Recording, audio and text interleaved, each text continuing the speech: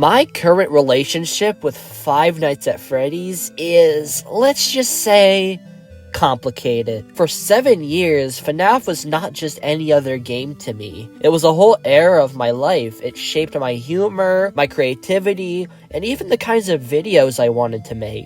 But somewhere along the way, things changed. The fandom started feeling different, more toxic. It felt more and more exhausting just talking with other people in the community because of the dumb drama that always seemed to happen for, quite frankly, really no reason at all. So eventually, I just stepped away. Not because I stopped caring about the games, but because I just didn't want to be part of the fandom anymore. It was really embarrassing. But recently, now that I'm almost 18, I went back and rewatched some of the old FNaF videos. The ones I grew up with. The ones that made me fall in love with the series in the first place. And something clicked. That spark, it never went out. It was still there, and I felt reinvigorated. Now I just really want to make a bunch of FNaF videos. I have so many ideas, retrospectives, deep dives, all of it. And there's only one place that feels right to start with all of that. The game that started everything for me. The original Five Nights at Freddy's.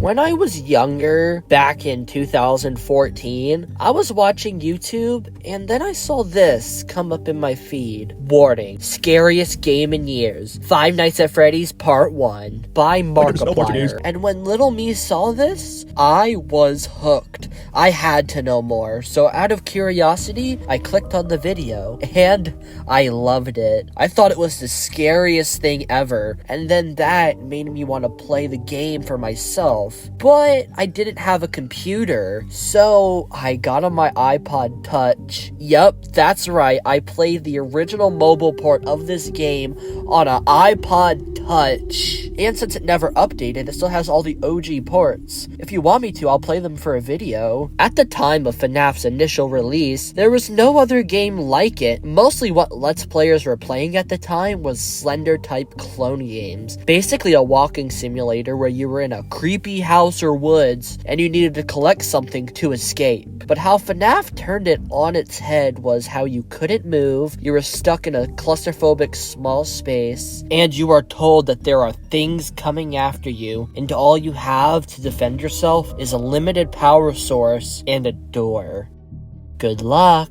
You could definitely see why people fell in love with this style of game, but how does the original FNaF hold up 11 years later? Let's find out. Now, before we get into the lore or the story or any other secrets or anything else in this game, I would like to start with the main 4 animatronics. These designs rock. Each one has a very easy recognizable design, which, to be honest, is really hard to pull off. Now, if you look at these designs on their own, they don't look that scary. But if you put them in the right environment, they really do. If you have a fear of the uncanny valley, then this is amplified. But if you don't, you can still find it pretty creepy. And it's even more creepy when they shoot to life. The noises they make, how their eyes widen and their mouths are hanging open, it just adds to the horror.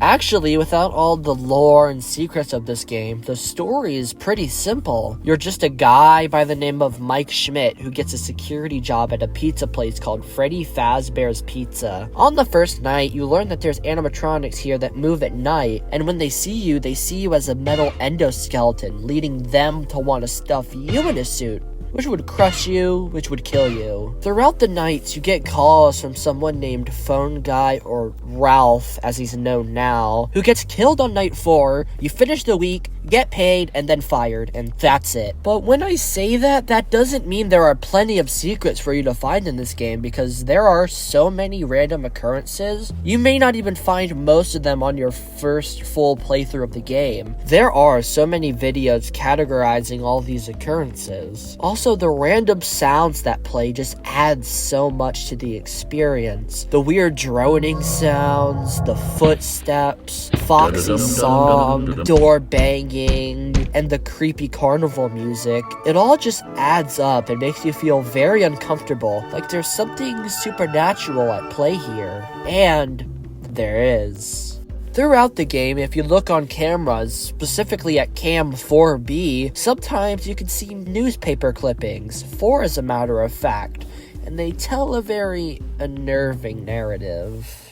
Kids vanish at local pizzeria, bodies not found. 2 local children were reportedly lured into the back room during the late hours of operation at Freddy Fazbear's Pizza on the night of June 26. While the video surveillance identified the man responsible and led to his capture the following morning, the children themselves were never found and are presumed dead. Police think that the suspect dressed as a company mascot to earn the children's trust.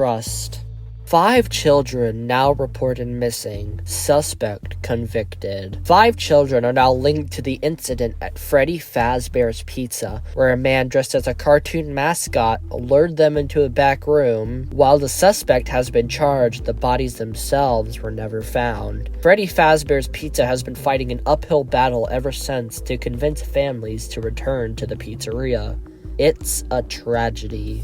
Local pizzeria threatened with shutdown over sanitation. Local pizzeria Freddy Fazbear's Pizza has been threatened again with shutdown by the health department over reports of foul odor coming from the much-loved animal mascots. Police were contacted when the parents reportedly noticed blood and mucus around the eyes and mouths of the mascots. One parent likened them to reanimated carcasses. Local pizzeria said to close by year's end. After a long struggle to stay in business after the tragedy that took place there many years ago, Freddy Fazbear's Pizza has announced that it will close by year's end. Despite a years-long search for a buyer, companies seem unwilling to be associated with that company. These characters will live on. In the hearts of kids, these characters will live on. These newspaper clippings changed everything we knew about the game up until that point. We now knew that the animatronics weren't glitchy, they were haunted by 5 kids that were murdered there and were stuffed into those suits. That small detail recontextualized everything we knew, and people wanted more. They wanted to know who the killer was. Were we the killer? What was the Bite of 87? Did Freddy's face have a child's handprint on it, or was it just a random texture? All because of this one game, it birthed a whole new fandom of many awesome and talented people who do really awesome stuff. And of course, this game goes in S tier. I mean, obviously, right? It was the first, and it's the best FNaF game, at least in my opinion. On September 14th, 2014, less than 2 months after the initial first game's release, Scott posted a teaser on his website, the grand reopening, Five Nights at Freddy's 2, 2015. So that's my very long and mediocre video about Five Nights at Freddy's. I don't know when the retrospective for the second game will come out. This one took a while to make, but if you liked it, please like and subscribe. It really means a lot to me, and I'll see you guys in the next one. Peace.